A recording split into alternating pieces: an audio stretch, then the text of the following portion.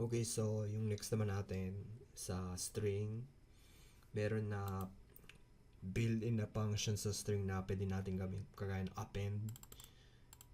Yung append na yun, ibig sabihin, ipa-plus lang din natin, parang concatenation din. Pero may ganito din may paraan na ganito. So gagamitin natin yung append para ma-concatenate natin.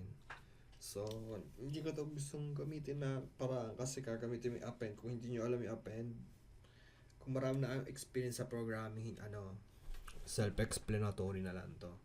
So, lahat, mayroon, pag sa C#, di ba, may built-in lahat na function na pwede kayong gamitin sa every string or integer. So, na pwede gamitin.